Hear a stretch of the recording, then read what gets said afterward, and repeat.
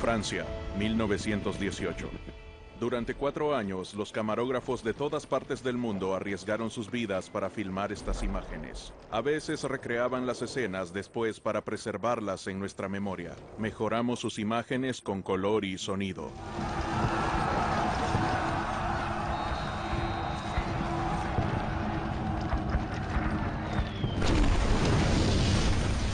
...11 de noviembre de 1918, 11 de la mañana. Repentinamente hay silencio. Se firmó el armisticio.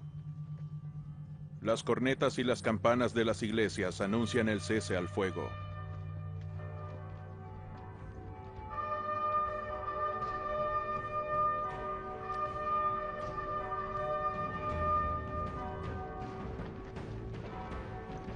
Momentos antes asesinan al soldado raso George Lawrence Price, un canadiense. Es el último de los soldados caídos en la guerra.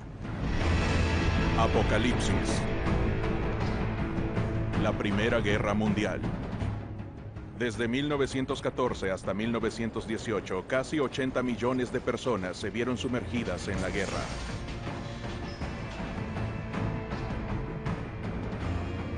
$10 millones de soldados murieron, cegados por las balas, destrozados por las bombas, incinerados, famélicos, devorados por las ratas y los piojos. Sucumben ante las epidemias que prosperan en la miseria. 20 millones más resultaron heridos. ¿Qué locura se apoderó de los austriacos, los serbios, los rusos, los alemanes, los franceses con sus colonias, los británicos con su imperio, los italianos, los japoneses, los turcos y los estadounidenses? Los supervivientes pueden considerarse afortunados.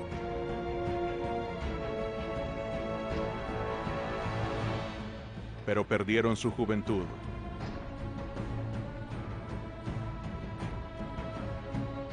O su rostro, o su cordura. ¿Cómo se desató esta furia en el mundo? Episodio 1. La furia. En 1914, ¿quiénes son los hombres de este período tan despreocupados y sin embargo tan cerca de la guerra? Muchos de ellos son campesinos, apegados a sus tierras, sus tradiciones y sus religiones. Se sienten seguros. Pasó casi medio siglo desde el último gran conflicto europeo. Los adinerados disfrutan del verano hermoso de 1914.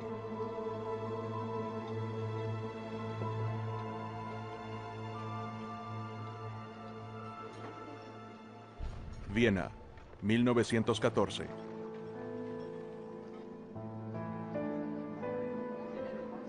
El gran escritor Stefan Zweig recuerda la capital del Imperio Austrohúngaro. Los teatros, bibliotecas y museos nuevos surgían por todos lados. Había progreso por doquier. ¿Qué podría interrumpir este ascenso veloz, refrenar el impulso, que constantemente ganaba fuerzas con su propio vuelo?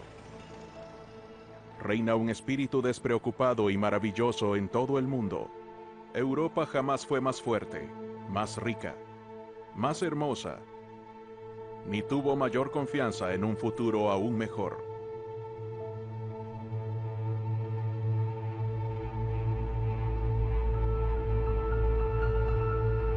Aún es la Belle Époque de principios del siglo XX, pero no para todos. Los obreros trabajaban el doble de horas que los actuales, pero ganaban solo la mitad.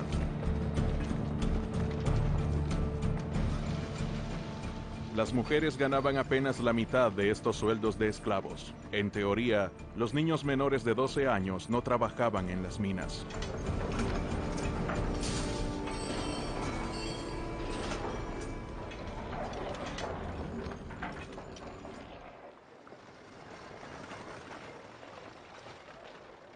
En Francia, Jean Jaurès es el gran líder de la clase obrera. Está preocupado. Sabe que entre la élite de Europa muchos capitanes de la industria hablan abiertamente de una guerra para terminar con el movimiento de las demandas obreras.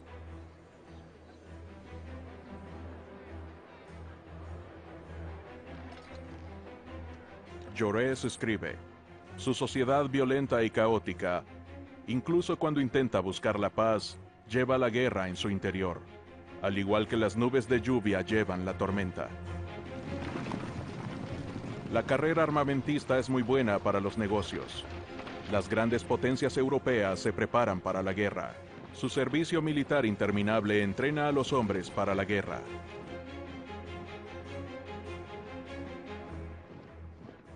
La guerra y la muerte se ciernen sobre el planeta. Durante siglos, los imperios rivales han dividido el mundo con sus espadas. Las conquistas británicas llegan tan lejos como Australia y Canadá. Las de Francia desde Indochina hasta África. Alemania también tiene colonias, pero quiere un trozo más grande del pastel. Antes de 1871, Prusia era un estado dividido.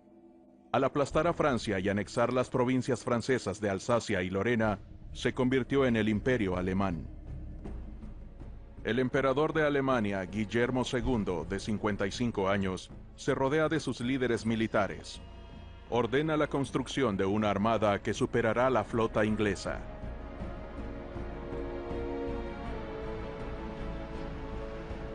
Quiere colocar a Alemania en una posición ventajosa.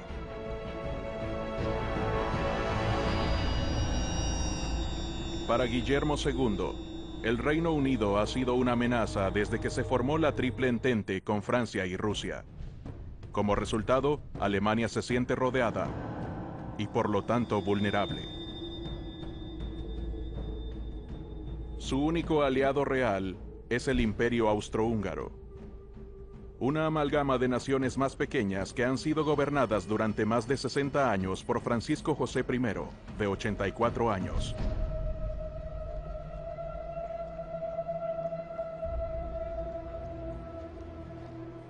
Su larga vida ha estado marcada por la tragedia, el suicidio de su hijo y el asesinato de su esposa. La emperatriz Elizabeth, o Sisi, como se le conocía, fue el amor de su juventud.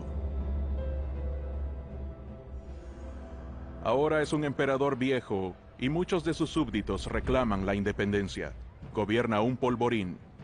Pero Francisco José, sus oficiales y políticos arrogantes se oponen a cualquier tipo de reforma. Su imperio se conoce como el Feliz Apocalipsis.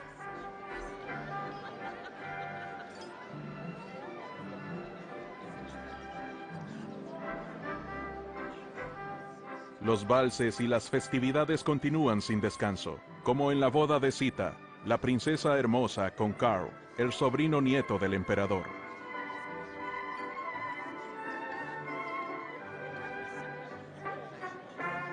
Pero es su nieto, Francisco Fernando, el presunto heredero del trono de Austria-Hungría.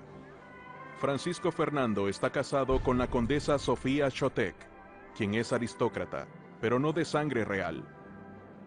Francisco José no lo aprueba. Tampoco aprueba las ideas reformistas de su heredero.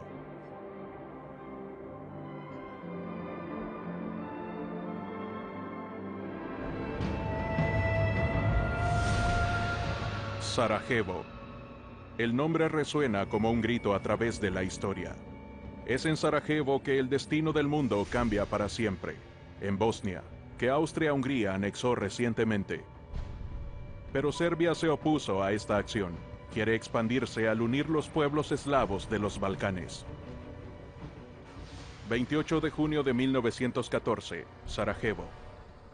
Francisco Fernando, heredero de la corona austrohúngara, recién escapó junto a su esposa de un primer intento de asesinato. Se detienen en la alcaldía para protestar vehementemente. Estas son las últimas imágenes de la pareja. Cuando salen del edificio un poco después, los asesinan con una pistola.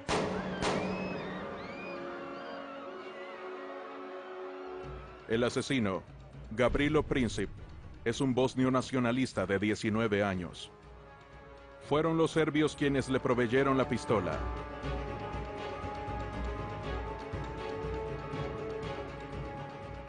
Este asesinato en Sarajevo tendrá consecuencias inimaginables, aunque al principio se reporta como una noticia menor.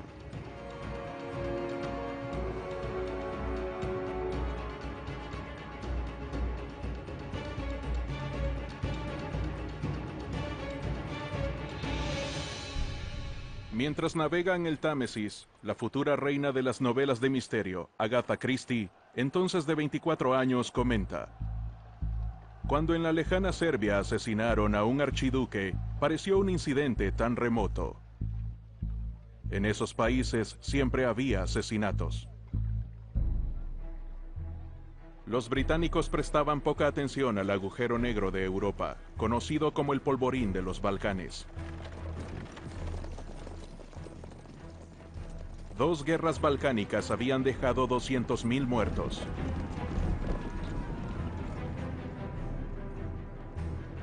Para 1914, en Gran Bretaña, esas tragedias distantes ya se habían olvidado.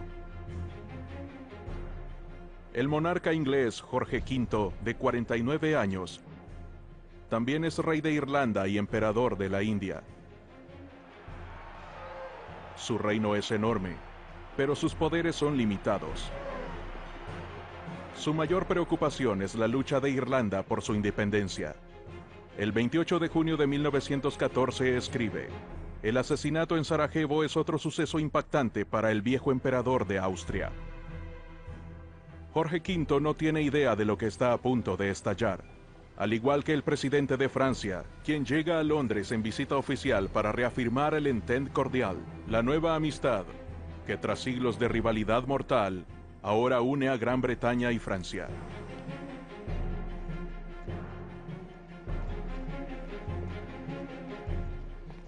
Poincaré, de 54 años, quizás sea moderado, pero viene de la región de Lorena que Alemania anexó, y toda Francia ahora sueña con reconquistar.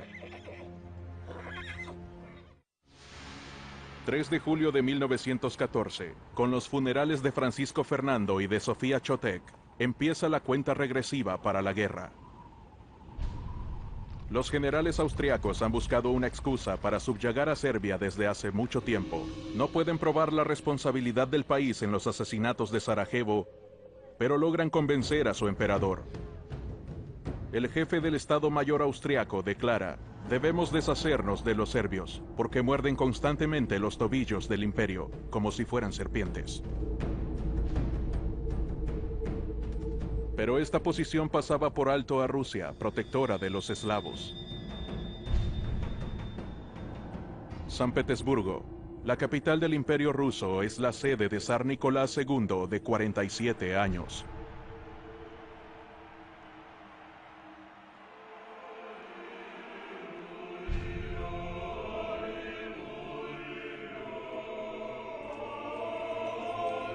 Celebra el tricentenario de la dinastía rusa entre la pompa de la Iglesia Ortodoxa. A su lado se encuentran Tsarina Alexandra y su hijo Tsarevich Alexei. Y siguiéndolos de cerca, sus 4 hijas, las grandes duquesas Olga, Tatiana, María y Anastasia. En 1905, Rusia perdió una guerra contra Japón y experimentó su primera revolución.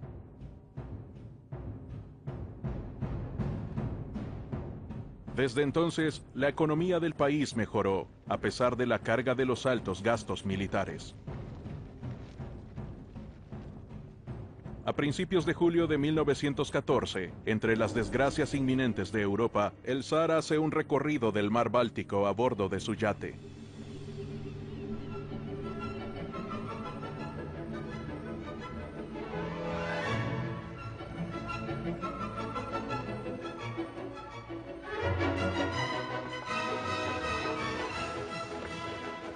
A pesar de estas imágenes de alegría despreocupada, el zar tiene una sensación profunda de inseguridad.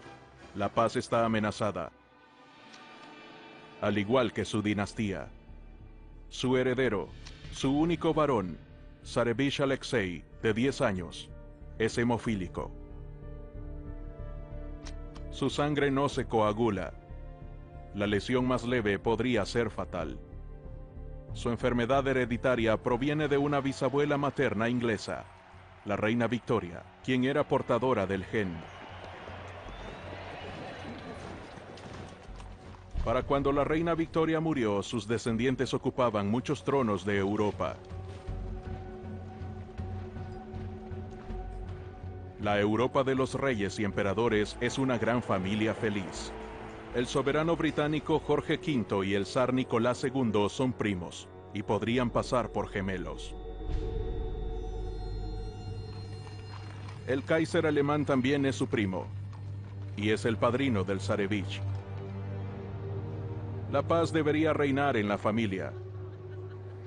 Pero en todos los países, las fuertes facciones nacionalistas ven la guerra como una oportunidad para eliminar a un rival peligroso. Y el asesinato de Francisco Fernando, el heredero del trono austriaco, es para Guillermo II la amenaza más grave de todas. Es un ataque contra el derecho divino de los reyes.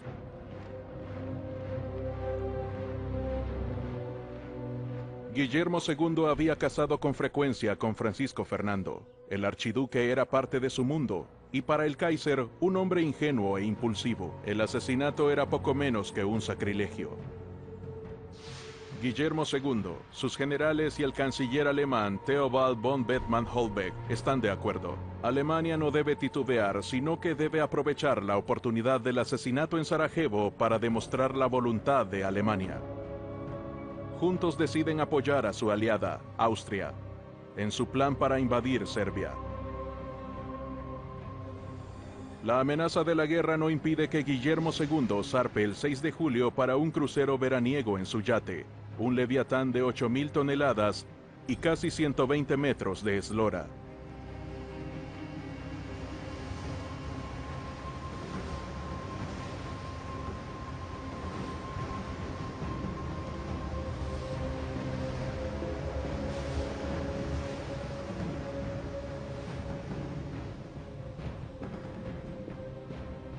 Guillermo confía que el conflicto no se propagará. Dice, todo terminará en una semana. El zar no entrará en guerra porque Rusia no está preparada y su aliada Francia no tiene artillería pesada.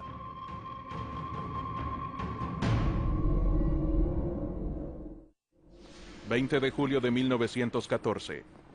el presidente de Francia, Raymond Poincaré, llega a Rusia. Poincaré, un republicano secular, no tiene miramientos para apoyar a un monarca absoluto y a un hombre profundamente religioso como Nicolás II. La visita se planificó hace mucho tiempo. Con la crisis, el momento es perfecto. Poincaré quiere evaluar la solidez de la alianza y la preparación del ejército ruso.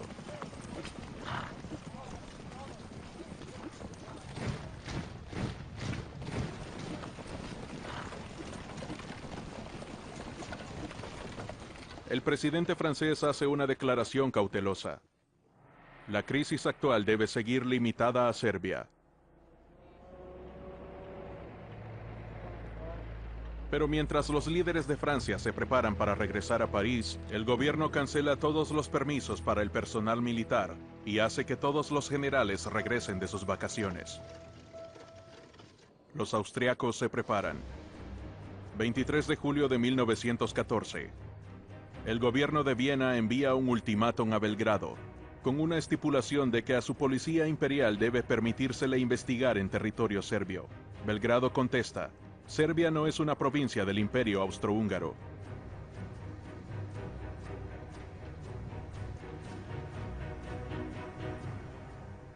El ultimátum de Austria a Serbia significa la guerra para todo el mundo.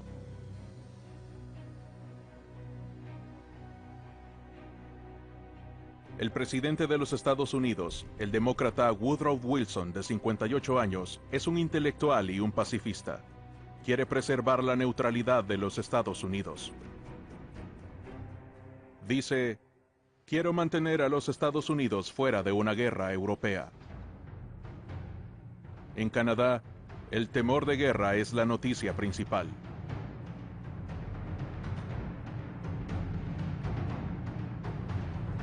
Herbert Asquith, el primer ministro británico, teme un escalamiento de dimensiones impredecibles. Dice, estamos al borde del apocalipsis.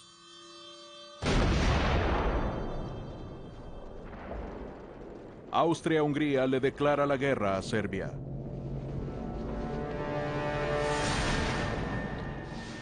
...28 de julio de 1914... los cañones Skoda de la artillería austriaca entran en acción contra Belgrado.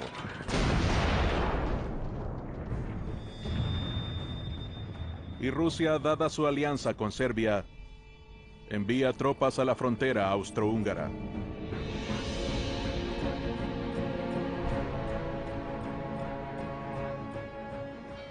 ...30 de julio de 1914... Guillermo II interrumpe su crucero.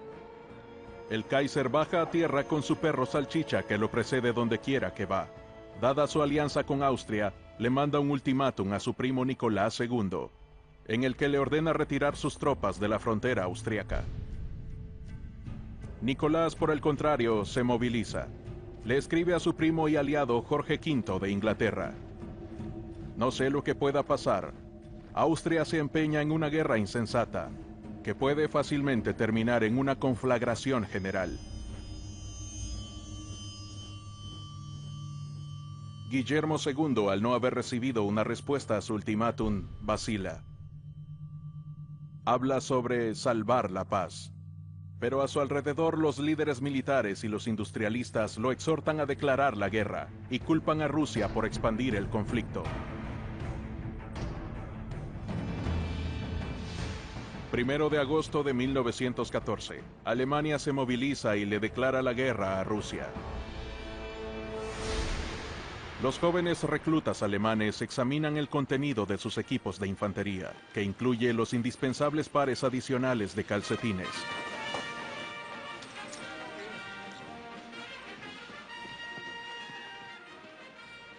Apenas superaron la niñez, y se les entregan bayonetas afiladas y un símbolo del ejército alemán, los extraños cascos con pinchos, supuestos a bloquear los golpes de sable. La mayoría ansía defender su patria amenazada. Tal como apunta el futuro escritor Ernst Junger, llegamos de las aulas y de los bancos de trabajo de las fábricas, y unas semanas breves de entrenamiento nos habían unido en un grupo grande y entusiasta.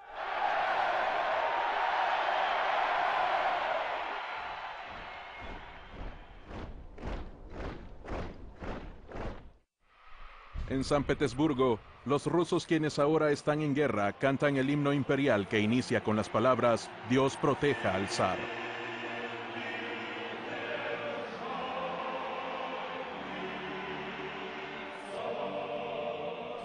El embajador de Francia está presente y escribe: «El zar está abrumado por la emoción. Su pueblo le entregó una misión divina. Él es el amo absoluto de los cuerpos y las almas».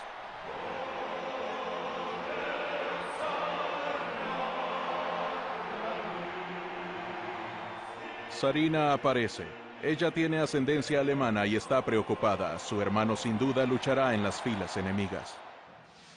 1 de agosto de 1914. Leal, el mercado de alimentos legendario, corazón de la capital francesa, amanece de luto. ¡Asesinaron a Jaurès! ¡Asesinaron a Jaurès! ¡Asesinaron a Jaurès!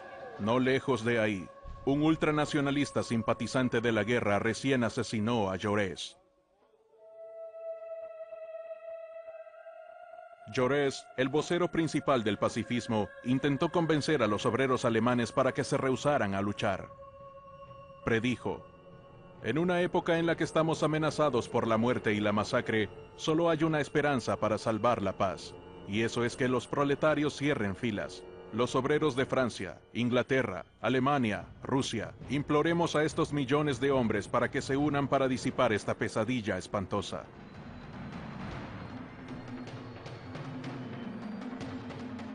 1 de agosto de 1914. La orden para la movilización general se publica a lo largo de toda Francia.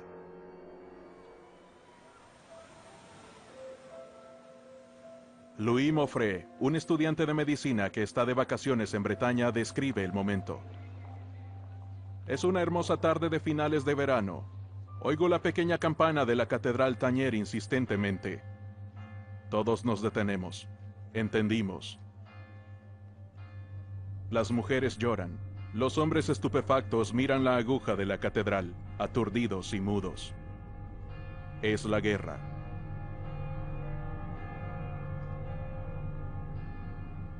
En la distancia, podemos oír las campanas de Viviers, Mondol, Carfentan y Baguer-Morvan. Es estremecedor. El 3 de agosto de 1914, París se entera de que Alemania le declaró la guerra a Francia. Entierran a Jaurès, y con él toda esperanza de paz. En Francia, Alemania y Rusia, los obreros se unen para defender a sus patrias. En Francia, Poincaré bautiza este triunfo de las fuerzas nacionalistas como la Unión Sagrada.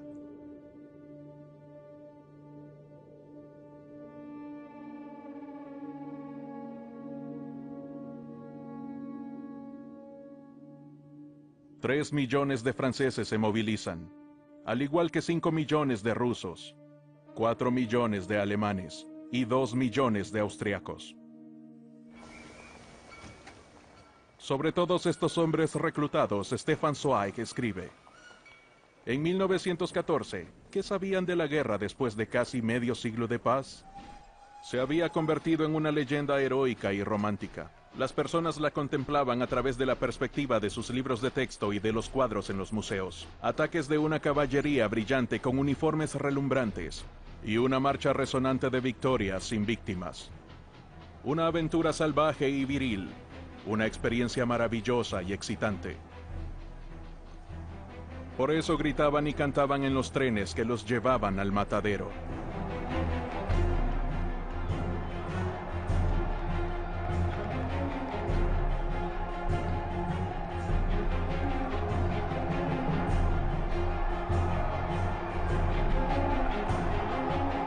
Si no están felices, prefieren no demostrarlo.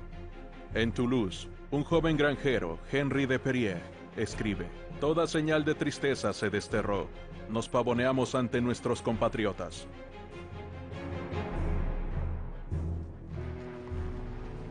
Del imperio colonial francés, aquellos quienes entonces se conocían como nativos y la legión extranjera embarcaron en Argel o en Dakar.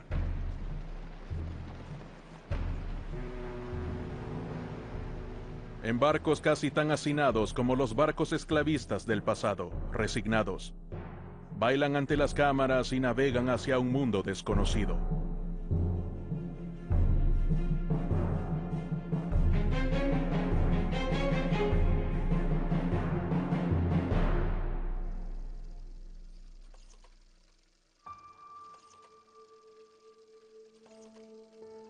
En una villa en las afueras de París, la familia Ferrari se enfrenta cara a cara con la realidad de la guerra. Reclutaron a sus hombres, al igual que a todos los hombres franceses entre las edades de 20 y 48 años. Pero en su jardín de rosas, Jacqueline confía en que René regresará pronto, en que la guerra terminará antes de que las rosas se marchiten.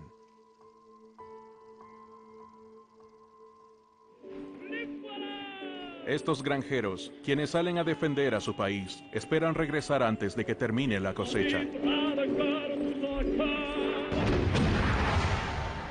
3 de agosto de 1914.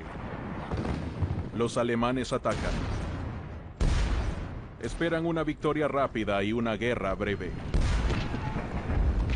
Su plan, conocido como el Plan Schlieffen, en honor al general alemán que lo concibió, consiste en cruzar Luxemburgo y Bélgica antes de que los rusos ataquen desde el este y obliguen a los alemanes a luchar en dos frentes.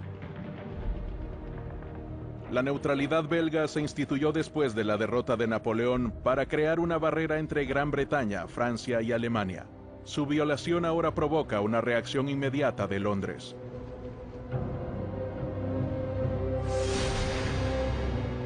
Inglaterra declara la guerra a Alemania. 4 de agosto de 1914. En Londres, el rey Jorge V dice: «Es una catástrofe terrible, pero no es nuestra culpa. Por favor, Dios, que esto termine pronto». El alto mando alemán calcula que los británicos no tendrán tiempo para llegar al continente. La campaña belga terminará muy rápidamente.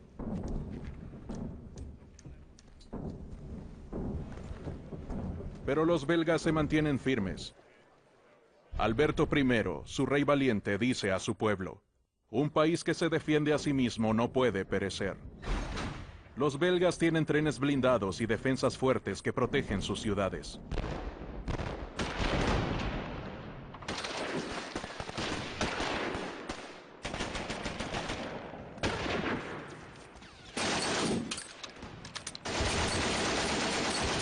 Para los alemanes es una sorpresa desagradable. Su plan de batalla se retrasa varios días. Para aplastar las fortalezas deben traer sus cañones Krupp enormes que disparan proyectiles de 1 tonelada.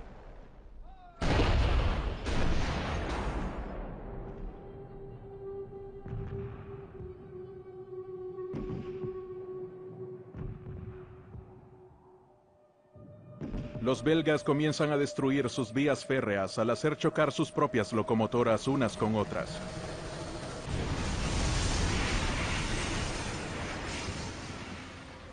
Así obligan a los alemanes a perder tiempo en reparaciones largas.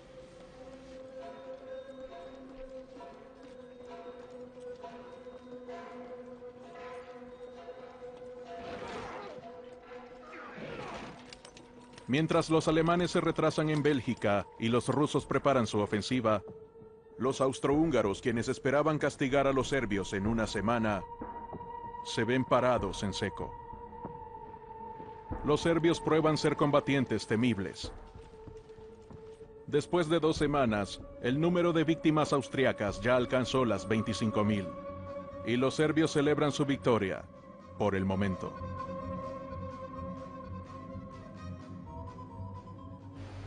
Todo esto le da al Imperio Británico tiempo para movilizarse.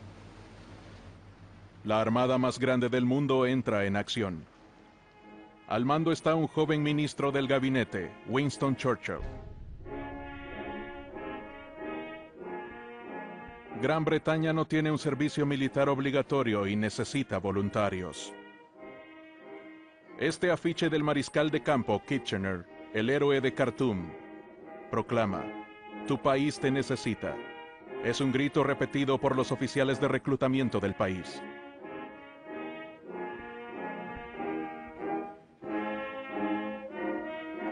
El modesto ejército británico de 100.000 hombres se expande hasta ser una fuerza expedicionaria de 1 millón de soldados, reunidos de entre las reservas enormes del imperio. En Quebec, los reclutas besan las escrituras y dicen sus plegarias, mientras piensan en el largo viaje transoceánico que les aguarda.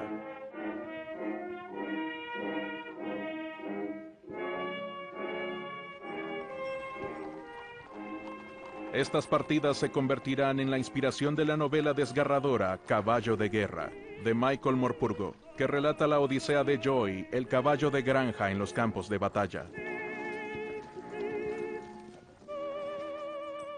Joy, que puede hablar, dice que lo eligieron porque se le consideró en perfecta salud, idóneo para cualquier cosa, caballería o artillería.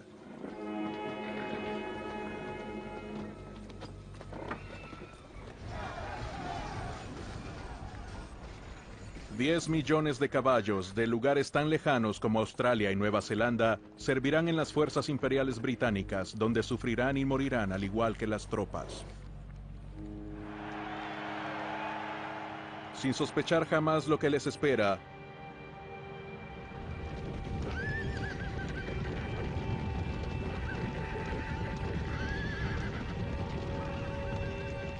muchos de los caballos ni siquiera están domados.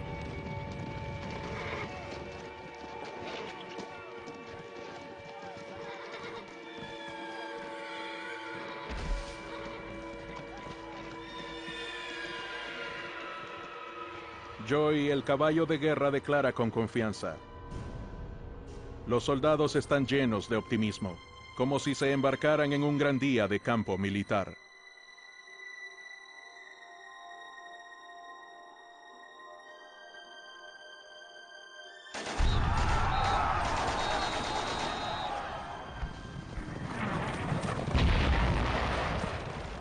Joy y sus soldados de caballería pronto descubren la realidad de la guerra.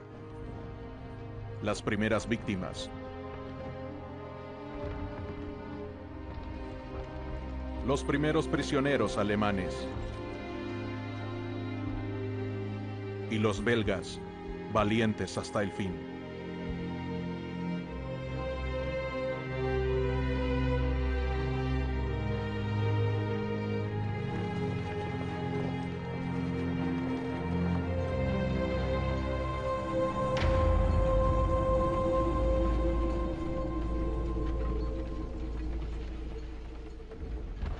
Los franceses también tienen un plan resueltamente ofensivo, conocido como el Plan 17.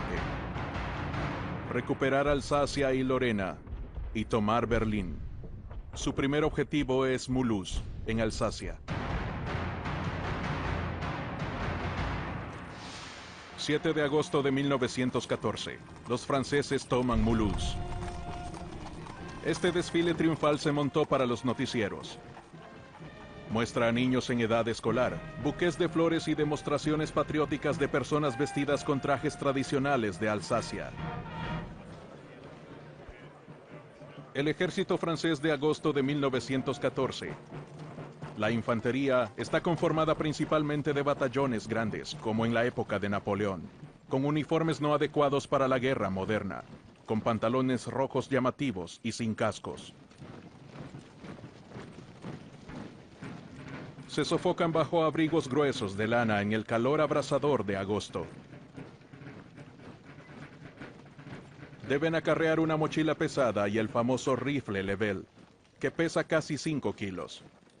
Pero el Lebel, al igual que el Mauser alemán y el Lee Enfield británico, tiene una potencia de disparo jamás vista antes. Estos rifles de repetición, con un rango de más de 365 metros, vuelven arcaicas y criminales las cargas con bayonetas a corto rango.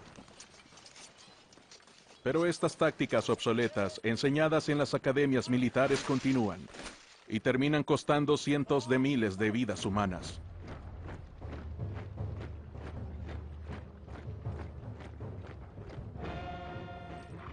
Tres días después de la filmación de estas escenas, las tropas francesas son sacadas de Mulhouse con una contraofensiva. Los alemanes después disparan sus ametralladoras en contra de los habitantes, a quienes acusan de cometer actos hostiles en contra de las tropas del Kaiser. En Bélgica, los alemanes lanzan su estrategia de represalias.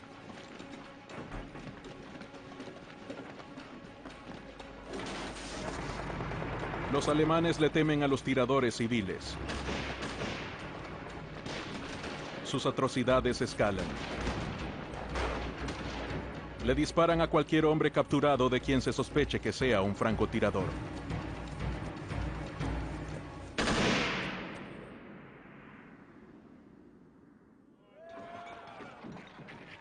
Al igual que con los soldados en todas partes, el alcohol disminuye el horror y ayuda a propagar los relatos fantásticos, incluso la del soldado de infantería alemán acuchillado por un sacerdote belga.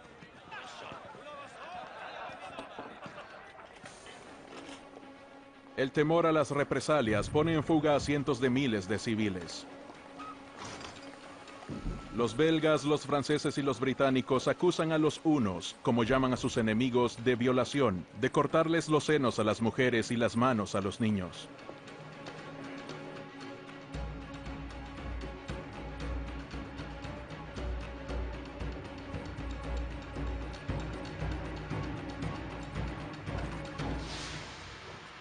...20 de agosto de 1914... el general von Moltke captura Bruselas. Explica: nuestro avance en Bélgica ciertamente es brutal, pero luchamos por nuestras vidas, y todos quienes se interponen en nuestro camino deben sufrir las consecuencias.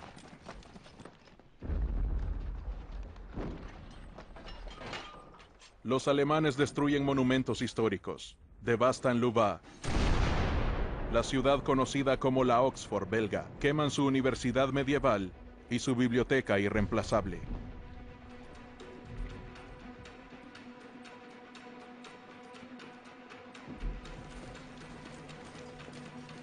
Después de apenas 3 semanas de guerra, todos los adversarios están en las garras de un odio indescriptible. En Bélgica, un soldado de caballería francés escribe: entro a una casa, subo las escaleras y encuentro a un cerdo alemán quien defeca en una gaveta llena de encajes delicados. Le disparo y muere en su propia inmundicia. Saquearon todo. Los instintos más bajos se despertaron en estos alemanes, estos amantes de la música. En el este, contrario a los planes alemanes, los rusos cruzaron la frontera y entraron en Prusia Oriental. Y ahora son los alemanes quienes empiezan a huir de lo que llaman la aplanadora rusa. 22 de agosto de 1914. Se expande el pánico. Estos refugiados alemanes también hablan sobre destrucción y saqueos.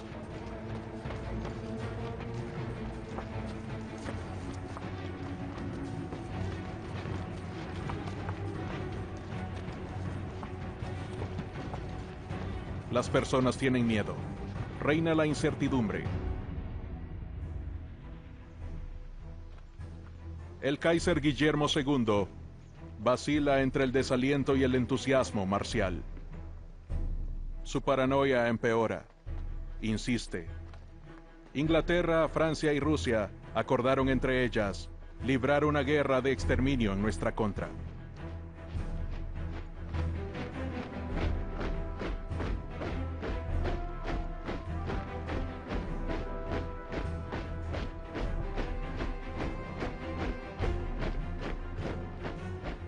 Pero los alemanes están confiados. Recién obtuvieron victorias en Mons y Charleroi. Tan solo el 22 de agosto asesinaron a 27.000 soldados franceses. Es el día más mortal en toda la historia militar francesa.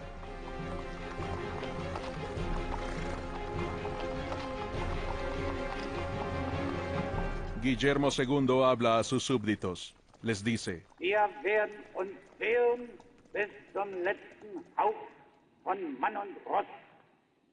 Und wir werden diesen Kampf bestehen, auch gegen eine Welt von Feinden. Noch nie war Deutschland überwunden, wenn es einig war. El ejército alemán avanza hacia París. A pesar de los retrasos, el plan Schlieffen está triunfando. El gobierno francés huyó de la capital. Los alemanes ahora están a tan solo 48 kilómetros de París. La victoria está cerca.